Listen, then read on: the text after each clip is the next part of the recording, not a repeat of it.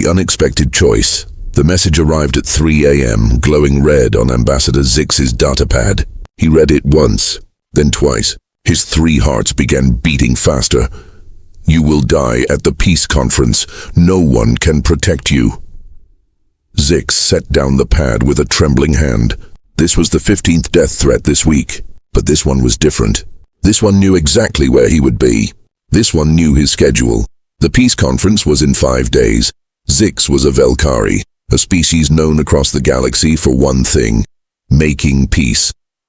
For 300 years, the Velkari had stopped wars before they started. They talked. They listened. They found solutions.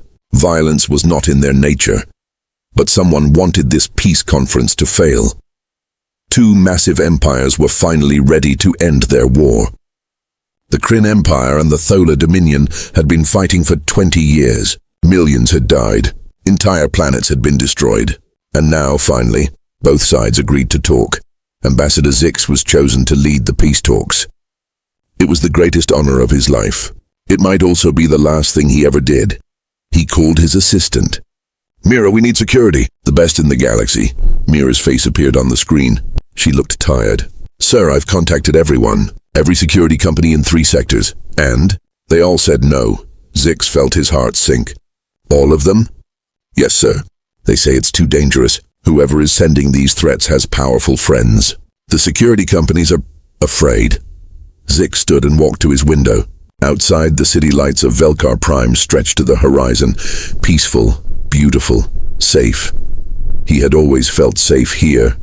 Not anymore. There must be someone, Zix said quietly. Someone brave enough to help. Mira was silent for a moment. Then she spoke, her voice uncertain.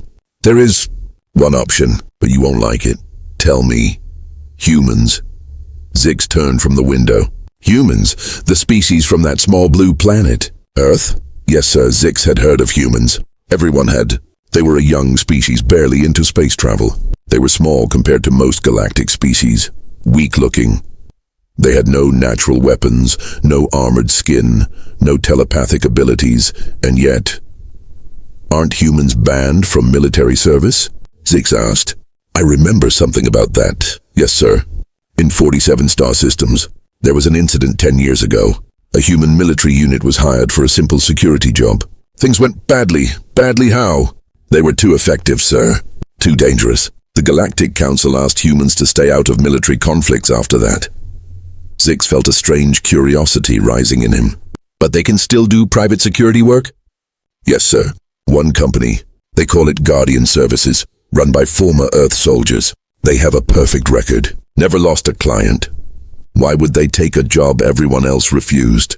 Mira smiled slightly. Because humans are different, sir. They don't think like we do. Where we see impossible danger, they see a challenge. Zix thought about this. He had no other options. The conference was in 5 days. Without protection, he would be dead before the first session even started. Set up a meeting, he said finally. Let me meet this human. 2 days later, Zix waited in his office. His assistant had arranged everything. The human would arrive any moment. Zix found himself nervous. What would a human bodyguard even look like? The door opened. A human walked in. Zix stared. The human was ordinary. About 6 feet tall, which was short by galactic standards. Simple clothing, no armor, no visible weapons. He had dark hair, calm brown eyes, and a quiet way of moving. He looked around the room once, taking in every detail, then focused on Zix. Ambassador, the human said, nodding respectfully. His voice was steady, calm. My name is Jake Morrison. I understand you need protection. Zix stood, still studying this strange creature. Yes, Forgive me, but you look so normal. Are you truly a soldier? Jake's expression didn't change. I was. Marines, Earth Defense Force, 12 years of service. And you can protect me? Against professional assassins? Against people who have scared away every security company in 3 sectors?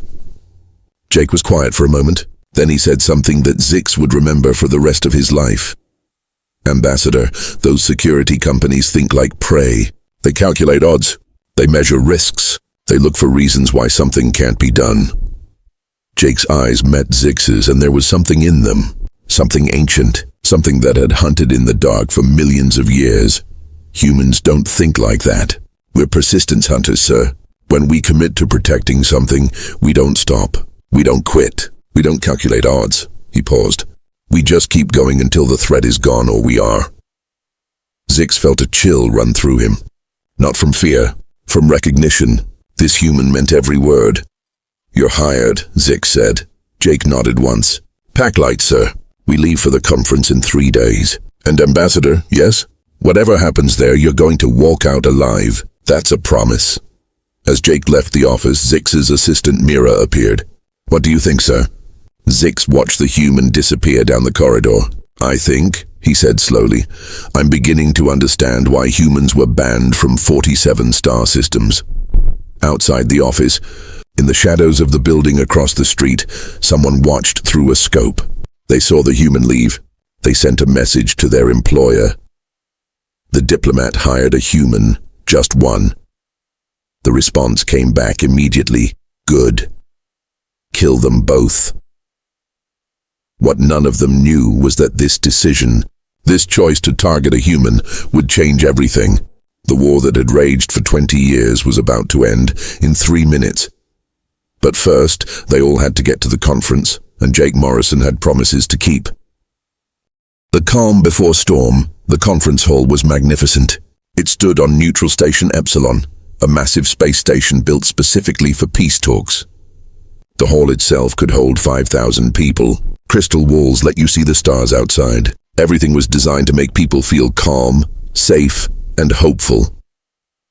Jake Morrison stood at the entrance and saw none of that beauty. He saw 12 security cameras, 3 exit routes, 47 windows that could be breached, ventilation shafts large enough for a person to crawl through, blind spots in the corridor coverage, weak points in the crowd control barriers.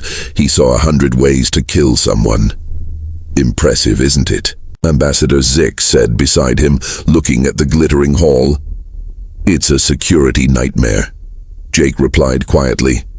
Zix's enthusiasm dimmed a bit. "Oh, I suppose you would see it differently." They walked through the main doors. Inside, the conference was already buzzing with activity. Diplomats from 100 worlds moved through the space. Conversations in 50 different languages filled the air. Waiters carried trays of exotic foods and drinks, and everywhere bodyguards. Jake noticed them immediately. They were hard to miss. Most stood 7 to 8 feet tall. They wore advanced armor that shimmered with energy shields. Some had forearms. Others had natural weapons, claws and fangs. Their eyes glowed with cybernetic enhancements that could see in 12 different spectrums. They noticed Jake too. A massive bodyguard, easily 8 feet tall with blue-scaled skin, stepped into their path. He looked down at Jake like someone examining an insect. "Is this a joke?" The alien rumbled, his voice deep as thunder. "Excuse me," Zix said nervously. The bodyguard pointed at Jake. This tiny thing, this is your protection?" He laughed to sound like rocks grinding together. "I have seen Earth humans before. They are soft. No armor skin, no claws. They break easily." Other bodyguards were gathering now, drawn by the commotion. They formed a semicircle around Jake and the ambassador. All of them were larger than Jake. All of them looked amused. Jake said nothing. He simply stood, relaxed, his hands loose at his sides. His eyes moved across each bodyguard, taking in details, measuring, calculating. "Perhaps you should return to your world, little human," another bodyguard said. This one had 6 arms and crystalline armor. "Before you get hurt. This conference is dangerous. Real assassins may come. You need real soldiers here." "He is a real soldier," Zix said, his voice shaking slightly but determined. "He served 12 years in Earth's Marines." The blue-scaled bodyguard laughed again. "Earth Marines? Fighting what? Other soft humans? Here you face warriors from species that have fought for 10,000 years. Your human will die in seconds," Jake finally spoke. His voice was calm, almost gentle. "Maybe." The simplicity of the answer confused the alien bodyguards. They had expected anger or fear or boasting. Instead, this small human just said maybe like he was discussing the weather. "You are not even afraid?" the crystalline one asked. "Fear is a reaction to unknown danger," Jake said quietly. "I know exactly what dangers are here. I'm not afraid. I'm just prepared." Before anyone could respond, a bell chimed. The opening ceremony was beginning. The bodyguards dispersed, still chuckling among themselves about the foolish human. Zix and Jake moved to their assigned section. The ambassador would sit with other diplomats. Jake would stand behind him watching. "I'm sorry about that," Zix whispered as they walked. "They shouldn't have mocked you." "It's fine," Jake said. "Let them underestimate me. Makes my job easier." They took their positions. The hall filled with delegates. On the main stage, representatives from the Kryn Empire and Tholar Dominion were preparing to make their opening statements. This was it, the moment that could end 20 years of war. The lights dimmed for the ceremony. Jake's eyes never stopped moving. He watched everything. The waiters moving through the crowd, the other bodyguards at their posts, the technicians managing the lights and sound, the positions of every exit. Something was wrong. He couldn't name it yet. It was just a feeling, an instinct developed over 12 years of combat. The kind of instinct that had kept him alive in places where others died. A waiter passed too close. Jake noticed the alien was sweating. Not unusual at a big event. People get nervous, but the temperature in the hall was cool. Very cool. Why was he sweating? Jake's eyes followed the waiter, watched where he went, which delegates he served. The waiter's hands shook slightly as he poured drinks. Fear.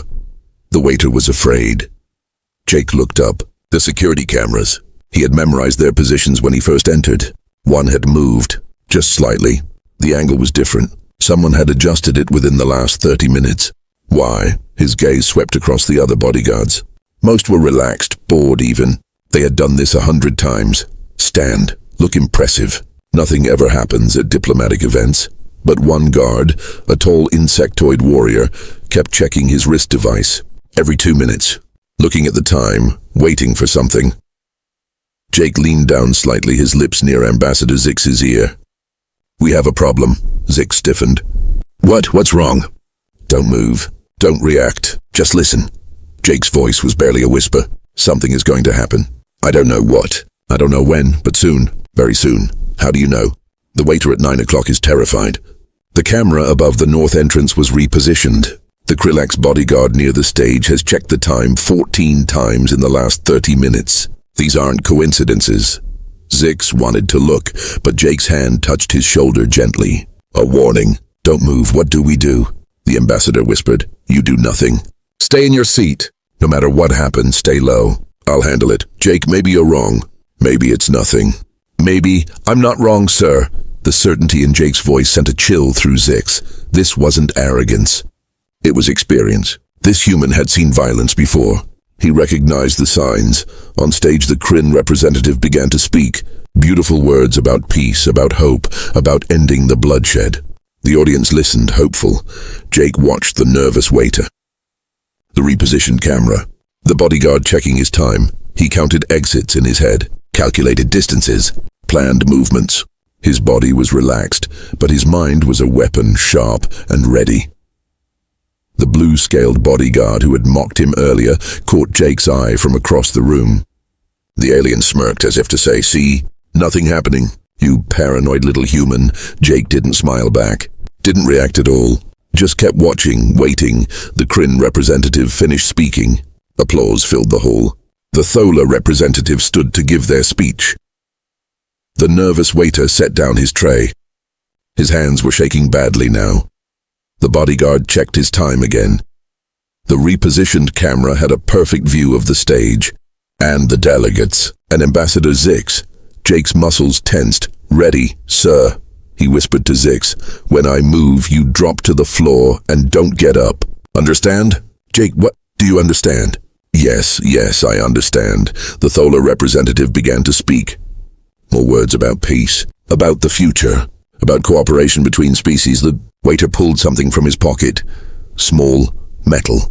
The bodyguard's hand moved toward his belt. The camera's light changed from green to red. Jake saw it all happen in slow motion. The pieces connecting, the trap springing. He took one breath, centered himself. Every muscle in his body coiled like a spring. And then the lights went out. Complete darkness swallowed the hall. For 1 second there was confusion. Then someone screamed. Then the explosion started. The walls on 3 sides blew inward. Through the smoke and darkness, shapes poured in. 20 figures moving fast, weapons raised, assassins. The other bodyguards froze, their cybernetic eyes overloaded by the sudden darkness and bright explosions. Their sensors screamed with too much data. They couldn't process, couldn't react. But Jake Morrison didn't rely on sensors or technology. He relied on instinct, training, and the one thing humans did better than any species in the galaxy: he adapted. In the chaos and darkness, Jake moved, and for the next 3 minutes, the galaxy would learn what a human really was. The conference hall had become a battlefield, and humans were born for battlefields. 3 minutes of chaos new to one: darkness, screaming, the smell of smoke and burned. Metal Ambassador Zix hit the floor as Jake had instructed. He pressed his face against the cold surface, his heart hammering in his chest. Above him, chaos erupted. Weapons fire, shouts in languages he didn't recognize, the heavy footfalls of the assassins spreading through the hall.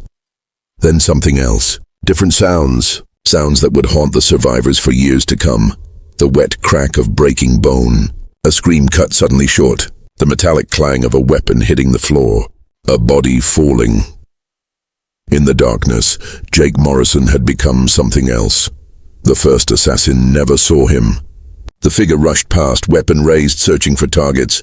Jake moved from the shadows behind him. One hand grabbed the assassin's gun arm, twisted it backward with precise force.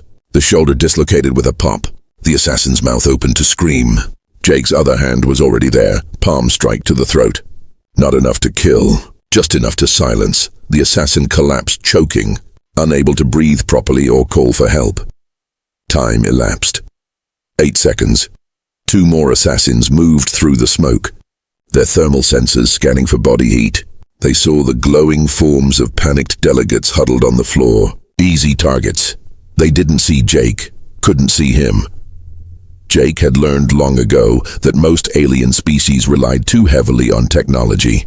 Their sensors looked for heat signatures, energy patterns, movement in expected ranges. They didn't look for what was human. Jake had dropped his body temperature through controlled breathing, moved at speeds their sensors registered as background noise, stayed low where they didn't expect threats. He came up between them like a ghost. His elbow took the first one in the knee. The joint bent sideways with a sickening crack. As that assassin fell, Jake was already moving. He grabbed the second one's weapon, twisted it, used the assassin's own grip strength against him. The alien's fingers broke as Jake wrenched the gun free. Jake didn't fire it. Gunshots would draw more enemies. Instead, he swung it like a club. The weapon connected with the second assassin's head. The figure crumpled.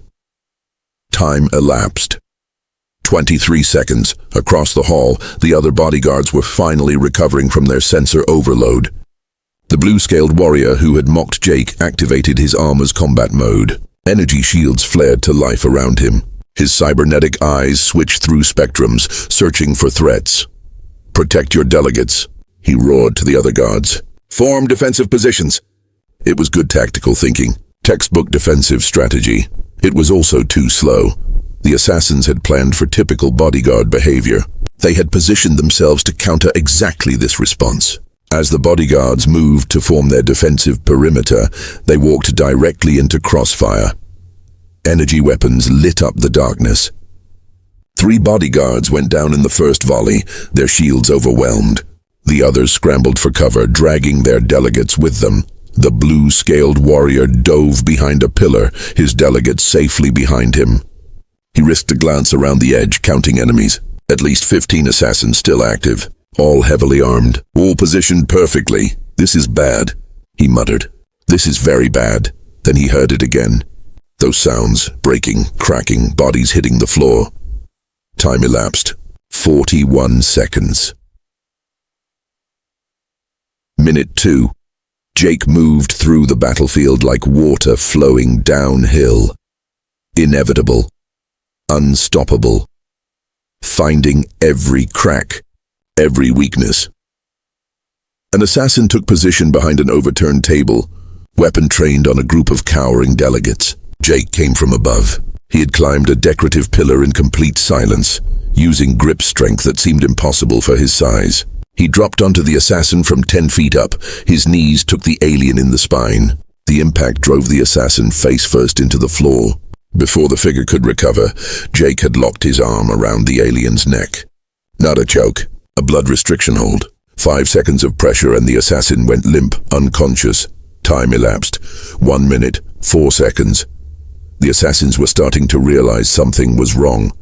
They had expected panicked guards, confused defenders, easy targets. Instead, they were disappearing. One by one, pulled into the darkness. Their screams didn't last long. Sector 3, report.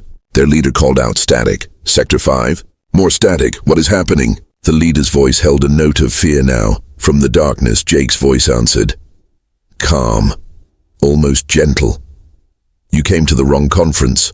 The leader spun, firing blindly toward the sound. Energy bolts tore through smoke and darkness, hitting nothing. Jake was already gone, already moving, already behind another target. Time elapsed. 1 minute, 28 seconds. The remaining assassins did what any smart fighters would do. They clustered together, backs to each other, weapons pointed outward in all directions, covering every angle. It was the right tactical move against a normal opponent, but Jake Morrison wasn't normal. And he wasn't fighting like a soldier anymore.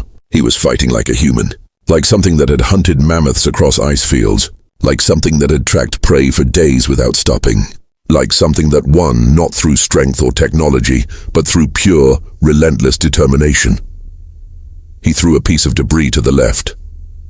The assassins fired at the sound, exactly as he knew they would. While they were distracted, he rolled to the right, came up inside their defensive circle. They realized too late.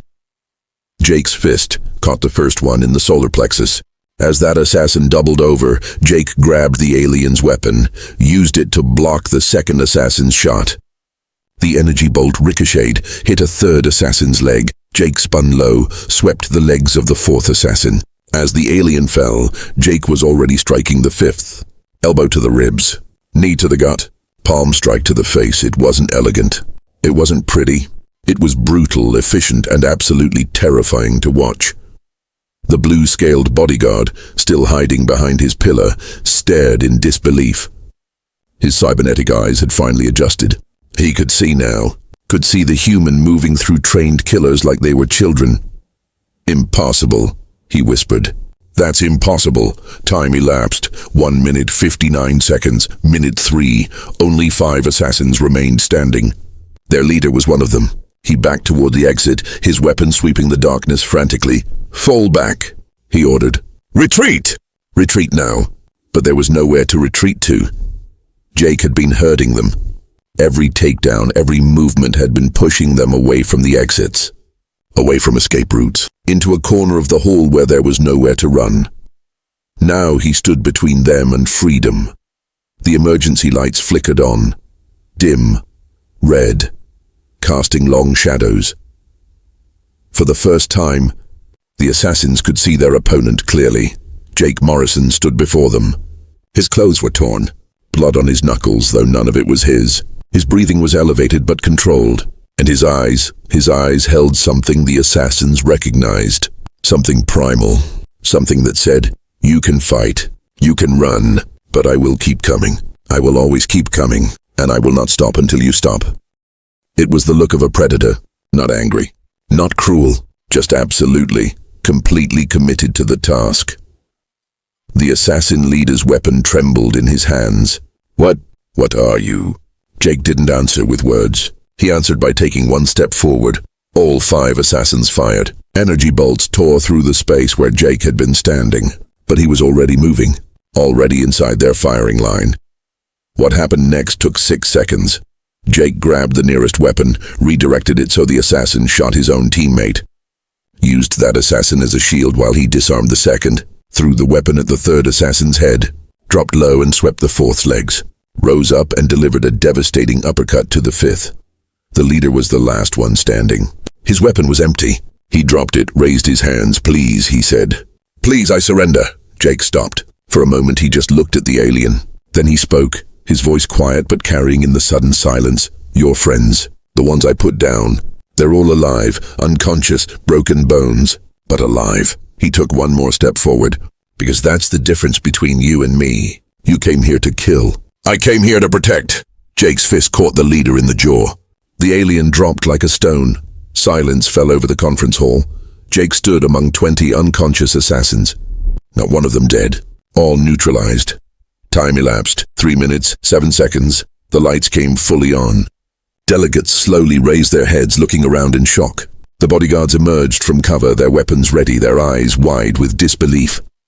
Ambassador Zix stood up on shaking legs. He looked at Jake, then at the unconscious assassins scattered across the floor like broken toys. "Jake," he said weakly, Are you all right?" Jake rolled his shoulders, checking for injuries. "A few bruises. Nothing serious." "I'm fine, sir." He walked back to the ambassador, took his position behind him. "You can continue the conference now." The blue-scaled bodyguard approached slowly, cautiously, like he was approaching a dangerous animal. His voice, so mocking before, was now filled with awe and fear. What are you?" he asked. "No one fights like that. No one moves like that. What are you?" Jake looked at him. For a moment he considered not answering. Then he thought about all the other bodyguards watching. All the delegates, all the species who thought humans were weak, small, harmless. They needed to understand. "I'm human," Jake said simply. "Just human. That's impossible. Humans are supposed to be weak.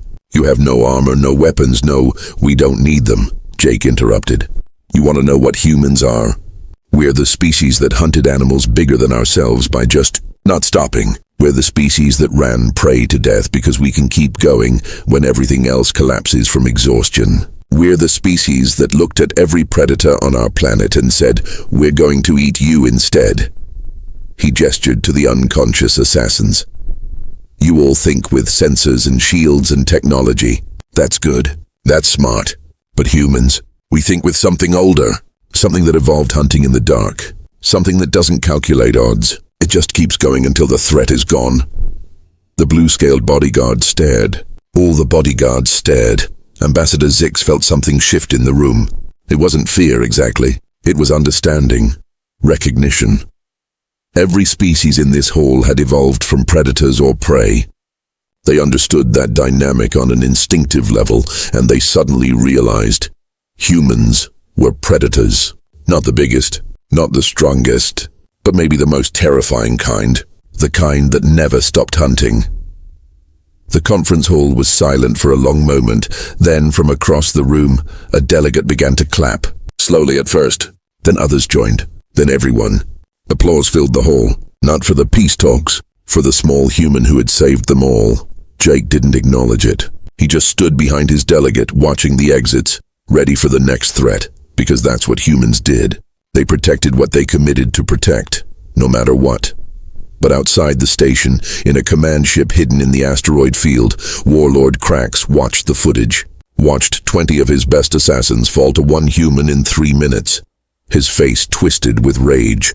"Send the message," he growled. "All units. New target priority. Kill the human first." The war wasn't over yet. The real test was still coming. The human truth. The conference hall had been cleared. Medical teams were treating the unconscious assassins. Security forces had sealed all entrances.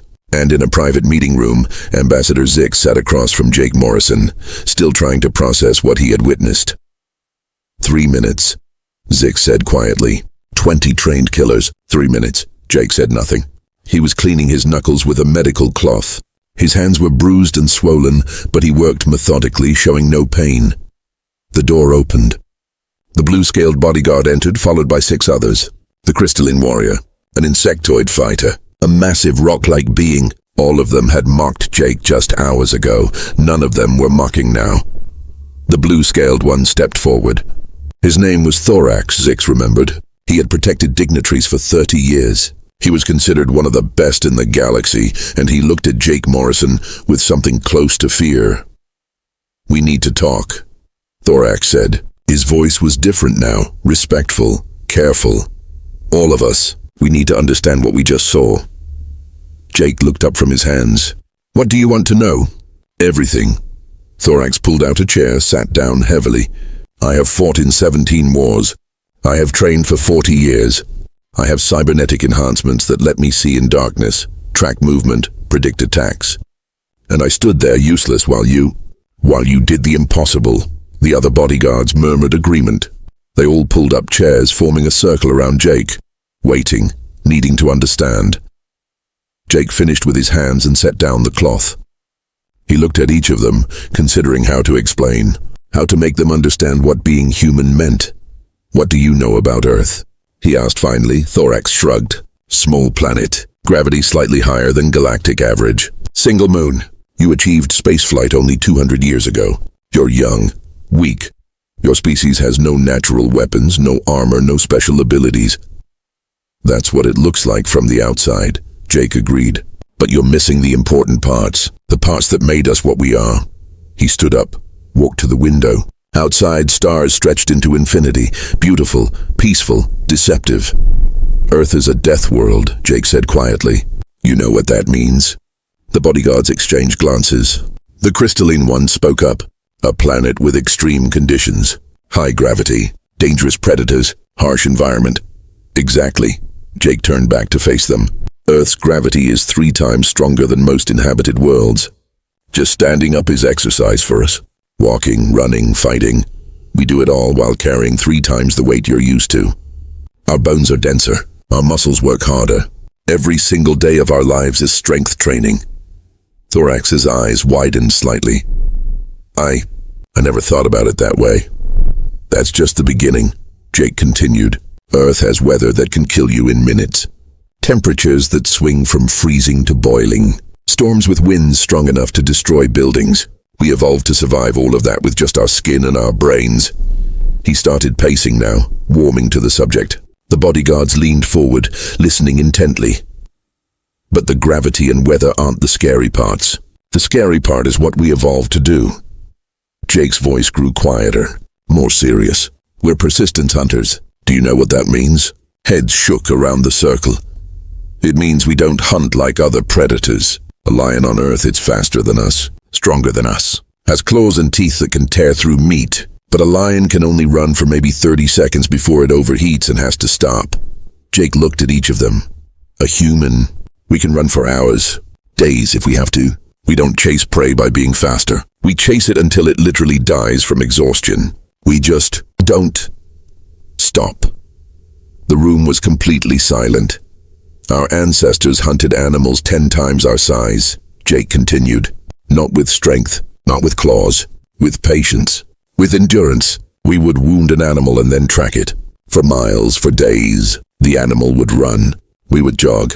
The animal would rest. We would keep jogging. Eventually the animal would collapse from exhaustion, dehydration, overheating, and we would still be there. Still coming. Still hunting." Thorax's hand trembled slightly. That's terrifying."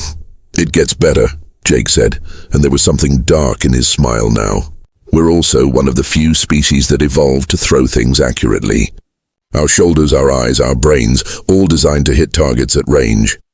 We killed from a distance before we even invented guns, rocks, spears, thrown with enough force to pierce hide and bone."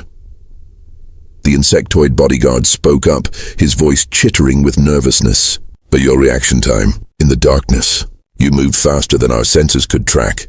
"How?" "Training," Jake said simply, "and evolution. Humans have been fighting each other for our entire history. War, conflict, competition, it shaped us. We learned to fight in every condition, day, night, rain, snow, underwater, in space. Doesn't matter. We adapt." He walked back to the table, placed his hands on it, leaned forward. "You all rely on technology, sensors, shields, enhancements, that's smart. I'm not criticizing, but humans learned to fight before we had any of that. We learned to read body language, to predict movements, to see in near darkness with just our natural eyes. We learned to ignore pain, to push through injuries that would stop other species." "The assassins," Thorax said slowly. "You didn't kill any of them, why?" Jake's expression softened slightly. "Because I didn't need to. Killing is easy. Controlling yourself, protecting people without becoming a monster, that's the hard part. That's what humans learned over thousands of years of warfare. Discipline, restraint. We can be brutal when needed, but we choose when to be brutal and when to show mercy." Ambassador Zix had been quiet this whole time, just listening. Now he spoke up, his voice thoughtful. "Jake, earlier you mentioned that humans are banned from military service in 47 star systems. Why? The room grew tense. All the bodyguards wanted to know this answer. Jake sighed. 10 years ago, the Greenwich conflict. You heard of it? Several heads nodded. A small war between two mining corporations. They hired mercenaries. One corporation hired a human military unit, just 50 soldiers. The other side had 500. Advanced weapons. Good training. Fortified positions. What happened? The crystalline bodyguard asked. The battle was supposed to last weeks. It lasted 4 days. Jake's voice was flat, factual. The human unit didn't attack the fortifications head-on. That would be stupid. Instead, they just existed. They didn't sleep in shifts like normal soldiers. They took turns but always stayed active.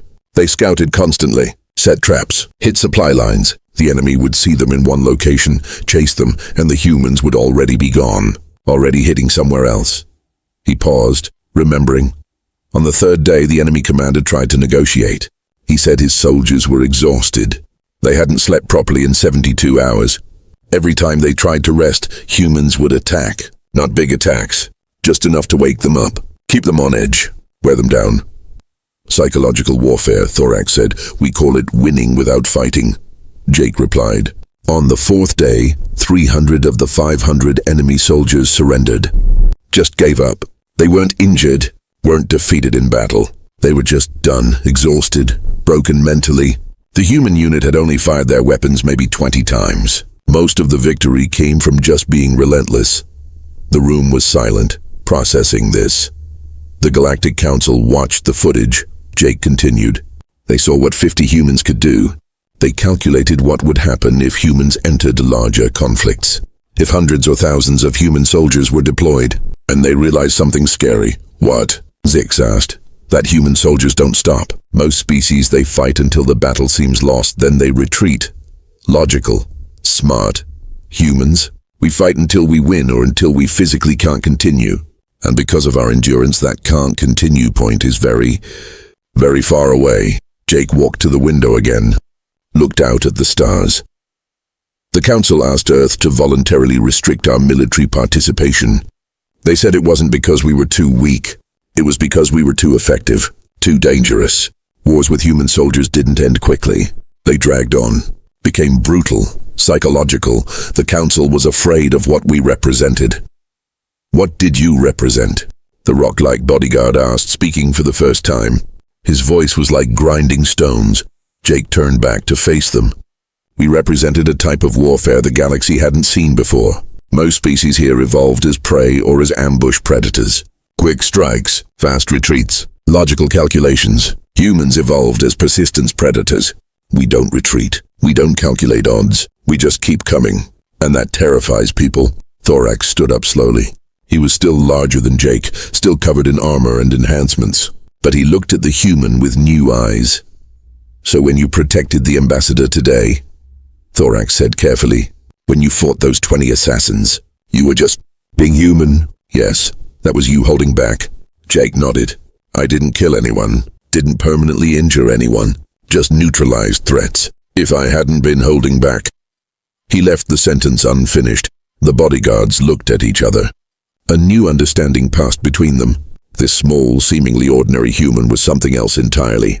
Not a warrior in their sense. Something older. Something that hunted for the joy of the hunt and protected with absolute commitment. The door opened again. A security officer entered, his face pale. Ambassador Zix, the officer said urgently. We've received a transmission. It's from Warlord Krax. The room went cold. Warlord Krax, the name everyone feared. The military leader behind the 20-year war. The man who had sent the assassins. The man who wanted the peace conference to fail. Put it on screen, Zix ordered. A hologram appeared. The image showed a massive alien, easily 9 feet tall, covered in battle scars. His eyes glowed with hatred. This was Krax, the warlord who had killed millions, who had destroyed planets. His voice boomed through the speakers. Ambassador Zix, I see you survived my assassins. How disappointing. Krax's smile was cruel. But it doesn't matter. You think one human bodyguard can protect you? You think this changes anything? He leaned closer to his camera.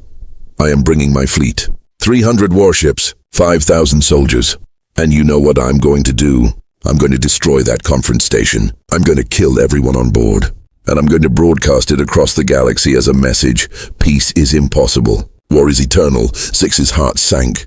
300 warships against a civilian station with minimal defenses. You have 6 hours, Krax continued. 6 hours to evacuate if you value your lives. After that, I'm turning that station into dust. Nothing can stop me. No human, no bodyguard, no hope. The transmission ended. Silence filled the room. Complete, total, hopeless. Then Jake Morrison spoke.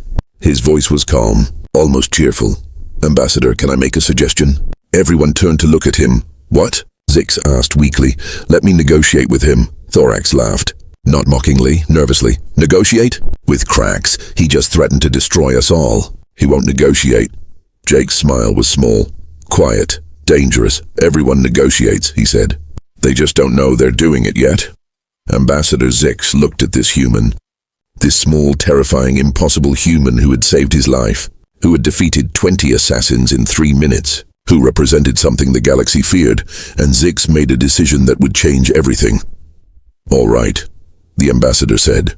Contact Warlord Krax, tell him the human wants to talk. Jake nodded once. Thank you, sir. As the security officer rushed to send the message, the bodyguards watched Jake Morrison, this ordinary-looking man who was anything but ordinary, and they wondered, what could one human possibly say to stop a warlord with 300 warships? They were about to find out. The war that had raged for 20 years was about to end, not with weapons, not with armies, but with words. And the terrifying promise of what humans could do if those words were ignored. The real war ends. The communication room was small, designed for simple diplomatic calls. Now it held Ambassador Zix, Jake Morrison, Thorax, and a dozen nervous security officers. On the main screen, they waited for Warlord Krax to respond. He won't answer, one officer said. Why would he waste time talking to a bodyguard? He'll answer, Jake said calmly. He's curious. He watched the footage of the assassination attempt. He wants to see what kind of human can do that. 60 seconds later, the screen flickered to life. Warlord Krax appeared. Behind him, the bridge of his flagship was visible. Hundreds of crew members worked at stations. Weapon systems glowed ready. This was a ship built for one purpose: destruction. Krax's eyes found Jake immediately. He studied the human for a long moment. Then he laughed. Deep, mocking. So, the famous human bodyguard. I watched you fight my assassins. Krax leaned back in his command chair. Impressive, for an insect. But you understand the difference between 20 assassins and 300 warships, yes? I do, Jake said. His voice was respectful, calm. That's why I wanted to talk to you, Warlord. Before things go too far. Too far? Krax's smile widened. Human, things went too far when you interfered with my plans. I wanted those peace talks to fail. I needed them to fail. This war has made me powerful, rich. Why would I let it end?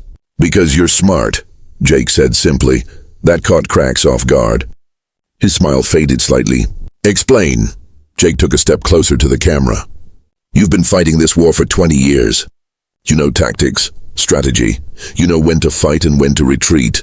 You know how to calculate odds. That's why you're still alive when so many others died. Flattery won't save your station, human. Not flattery. Fact. Jake's voice remained steady. You're a survivor, and survivors know when they're in danger. So let me tell you something you need to know. Something important. Krax gestured. Speak then. Amuse me before I kill you. Jake pulled out a small data pad. This is a recording from your command ship from 3 hours ago. One of your crew members sent it to us. He pressed play. Audio filled the room. Krax's own voice talking to his officers. The human is dangerous. I want him dead first. All weapons target the human before any other target. Jake stopped the recording. You said that 3 hours ago, right after you watched the footage of me fighting your assassins. You're afraid of me? Afraid? Krax's roar shook the speakers. I command 300 warships. I fear nothing. Then why, Jake said quietly, did you order your entire fleet to target me first? Why not target the station's shields? Or the power core? Or the diplomatic ships trying to escape? Why focus on one unarmed human? Silence. Krax's face twisted with rage, but he didn't answer. I'll tell you why, Jake continued. Because you're smart. You watched me fight. You saw what one human can do, and you calculated. You ran the numbers, and you realized something that scared you. What could possibly scare me about you? Jake's expression didn't change. Still calm, still respectful, but his next words fell like hammer blows. You realize that if I can do that much damage alone, what could 10 humans do? What could 100 do? What could 1,000 trained human soldiers do if Earth decided to stop following the Galactic Council's restrictions? Krax's eyes widened slightly. You've been watching Earth, haven't you? Jake pressed. You know we have a population of 12 billion. You know we have military academies, training programs, soldiers who are currently restricted from active galactic service. You know what we're capable of. So what? Krax growled. You threatening me? One human threatening a warlord. Not threatening, Jake said. Warning. There's a difference. See, warlord, you have a choice right now. You can attack this station. You'll probably succeed. Your 300 ships against our minimal defenses. You'll win that battle. But, Jake interrupted, you'll also send a message to Earth, a message that says, a human citizen was killed by Warlord Krax. A human performing legal security work was murdered, along with hundreds of diplomats trying to make peace. Jake let that sink in. And Earth will respond. Not with 300 ships, with 3,000, with 30,000, with however many it takes, because you know what humans are really good at. Holding grudges, taking things personally. We're the species that hunted mammoths to extinction because they stepped on our crops. We're the species that wages war not for territory or resources, but for principle. Thorax, standing beside Jake, felt a chill run through him. He had never heard Jake speak like this. So calm, so certain, so absolutely terrifying. You're bluffing, Krax said. But his voice had lost some of its confidence. Am I? Jake pulled up another file on his datapad. This is a communication I sent to Earth Defense Force 2 hours ago. I told them about the assassination attempt. I told them about your threat. You want to know what they said? Jake played another audio file. A crisp military voice spoke. Message received, Morrison. Hold position. If Warlord Krax attacks, we have authorization to deploy the 3rd Fleet. 12,000 soldiers. 400 ships. We'll turn his empire into dust. Jake stopped the recording. That was Admiral Chen. She trained me. 15 years in special operations. She doesn't bluff. Ever. Krax's hands gripped his armrests. Earth wouldn't risk war with my empire over one human. Wouldn't they? Jake tilted his head. Warlord, you've been fighting this war for 20 years. 20 years of careful strategy, calculated risks. You know how to fight rational enemies. Enemies who calculate costs and benefits. He took another step forward. But humans aren't rational when it comes to our people. We're tribal, protective, vengeful. You kill one of us, especially one performing a legal job, especially one protecting innocent diplomats. Earth won't calculate, won't negotiate, won't stop until you're gone. I have allies, Krax said, but his voice was weaker now. Other warlords, other empires, and they'll all abandon you, Jake said flatly. Because they're smart too. They'll calculate. They'll see that defending you means going to war with Earth, with humans, with a species that doesn't quit, that doesn't stop, that chases its enemies for days, weeks, years, until they collapse from exhaustion. Jake pulled up one more file. This is interesting. I had some friends do research while we were talking.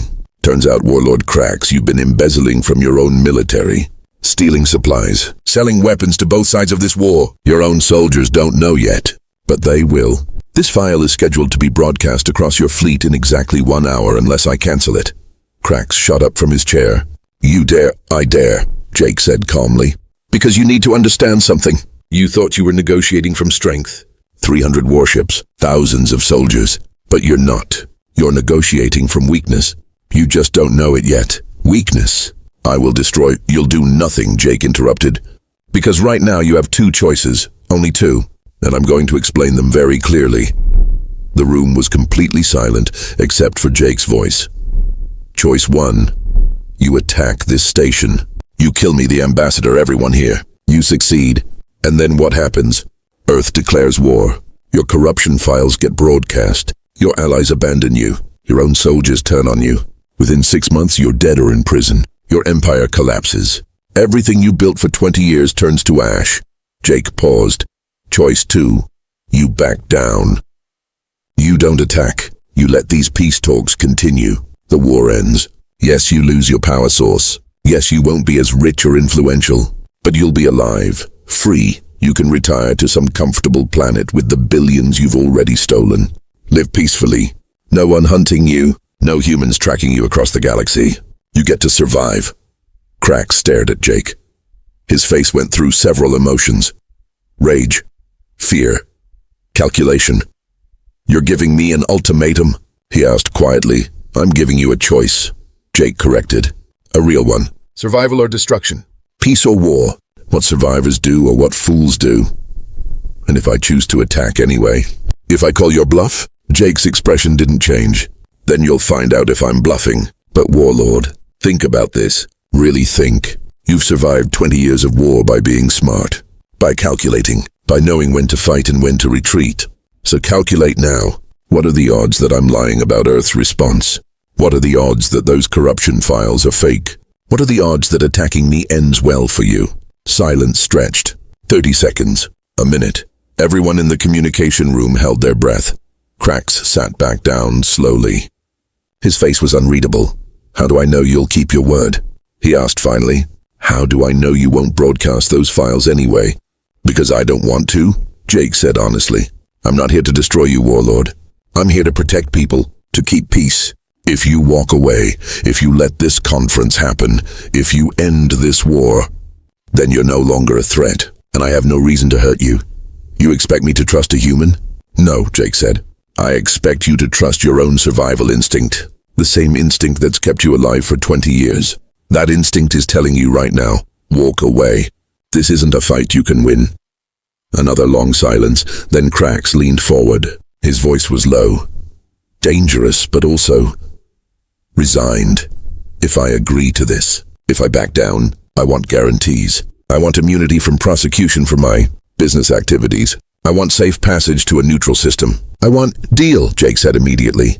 Ambassador Zix will put it in writing. Full immunity. Safe passage. A comfortable retirement on any non-aligned world you choose. All you have to do is give the order. Tell your fleet to stand down. Let the peace talks continue. Crax looked at Ambassador Zix. You agree to this, diplomat? Even though I sent assassins to kill you? Zix stepped forward. His voice was shaking but firm.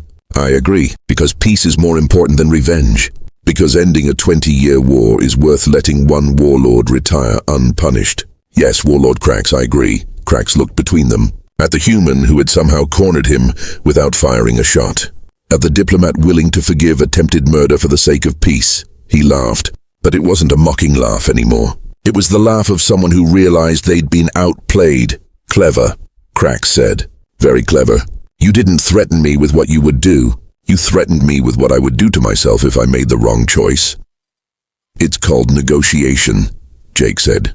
Everyone has something they want. Everyone has something they fear. Find those things, and you don't need weapons. Crax nodded slowly. You would have made a good warlord, human. I'd rather be a good bodyguard. Ha! Crax actually smiled. Then he turned to his crew.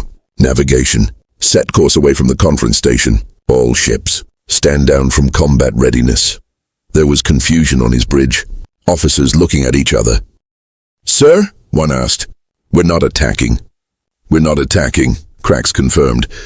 The war is over. Send word to all our forces. Ceasefire effective immediately.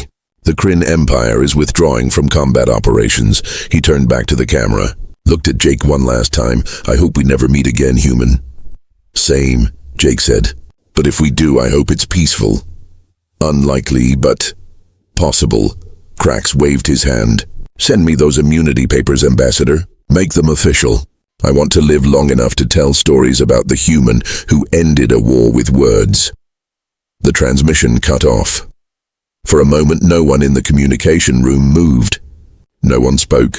Then Ambassador Zix started laughing. Not hysterically, joyfully, with pure relief. You did it, he said to Jake. You actually did it. You stopped a warlord with 300 warships without firing a single shot. Thorax stepped forward. The massive bodyguard looked at Jake with something like awe. How? He asked simply. How did you know that would work? Jake shrugged. I didn't, not for certain. But I knew 3 things. 1, Crax is a survivor, not a fanatic. 2. Survivors respond to logical self-interest. 3. Everyone is afraid of something. For Krax, it was losing everything he'd built. But the files, one of the security officers said. The corruption evidence, was that real? Jake smiled slightly. Does it matter? Krax believed it was real. That's all that mattered. You bluffed, Thorax said.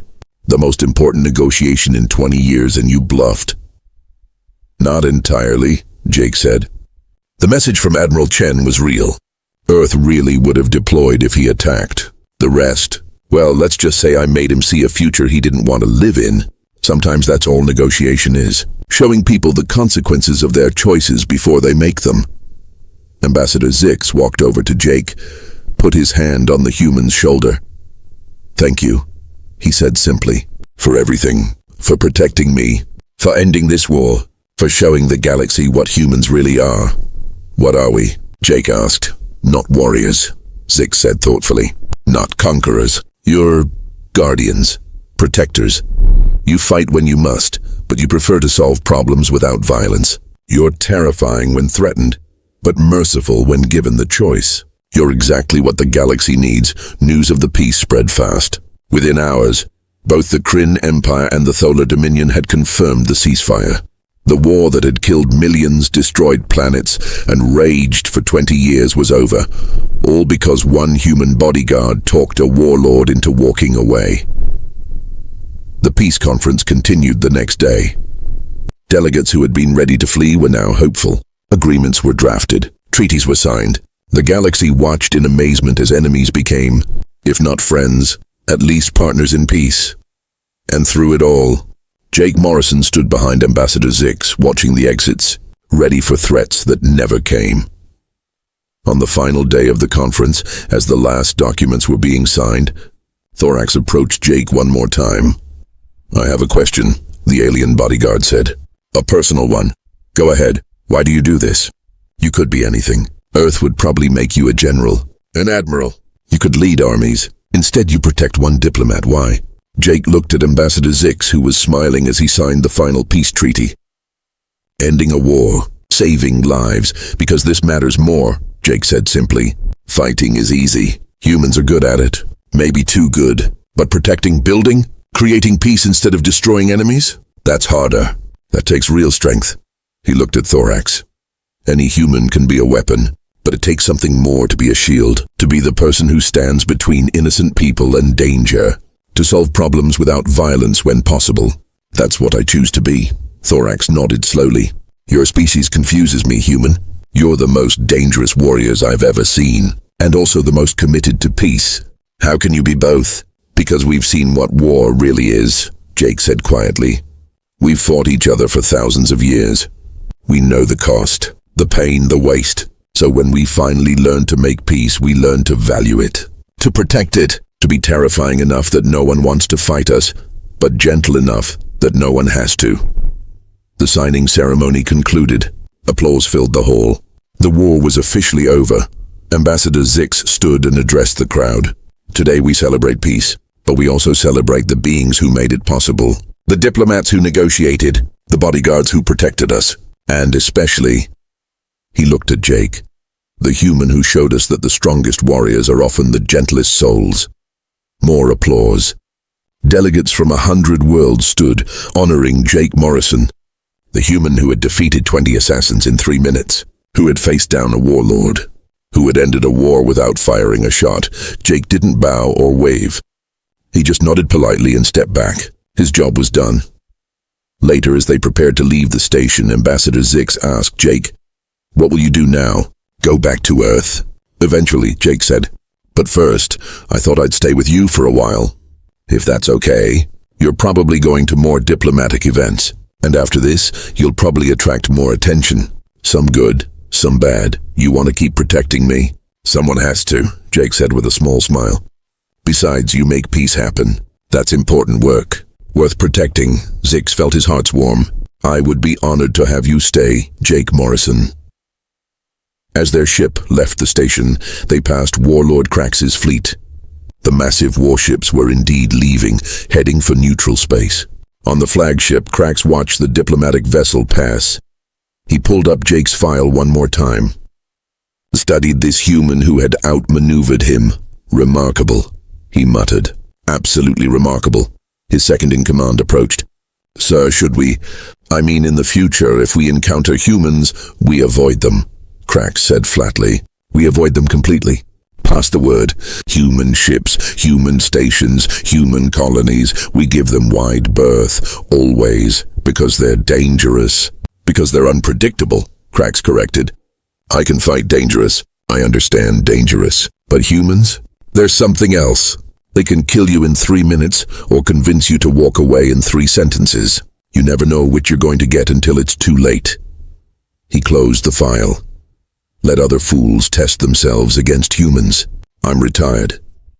Back on the diplomatic ship, Jake Morrison stood at a window, watching the stars stream past. Thorax found him there. Thinking about home? The alien asked. Always, Jake said. But also thinking about what comes next. The galaxy is big.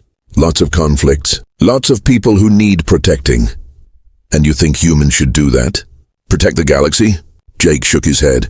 Not all of it. Just the parts we can reach. The people we can help. We're not heroes. We're not saviors. We're just people who are really, really good at not giving up. At protecting what we commit to protect. He turned to Thorax. And you think humans should do that? Protect the galaxy? Jake shook his head. Not all of it. Just the parts we can reach. The people we can help. We're not heroes. We're not saviors. We're just people who are really, really good at not giving up. At protecting what we commit to protect. He turned to Thorax. The galaxy spent so much time being afraid of what humans could destroy. Maybe it's time they saw what we can build, what we can protect, what we can save. Thorax thought about that. About the human who had saved them all. About the species that hunted mammoths and also made peace. That fought for 20 years and also ended wars in 3 minutes. The galaxy is going to have a lot to learn about humans, he said finally. Jake smiled. Good, we like teaching, as long as people are willing to learn. And somewhere on Earth, in a military academy, instructors showed new recruits the footage. The human bodyguard defeating 20 assassins. The negotiation with Warlord Krax. The end of a 20-year war. This, the instructor said, is what it means to be human. Not the violence, not the victory, but the choice. Always the choice. To fight or to talk, to destroy or to protect, to be the monster or to be the guardian. We can be both. And that's what makes us terrifying. Not our strength. Our choice, our discipline, our commitment to being the shield instead of the sword when possible, but being the sword when necessary. Never forget, you are being trained not just to fight, but to know when not to fight. That's the real power. That's what makes us human. The recruits watched Jake Morrison's calm face on the screen, this ordinary-looking man who had changed everything, and they understood. The galaxy had learned what humans were, not conquerors, not destroyers, guardians, protectors, who would fight with everything they had, but who would always choose peace when possible. That was the human truth, and the galaxy would never forget it. The end.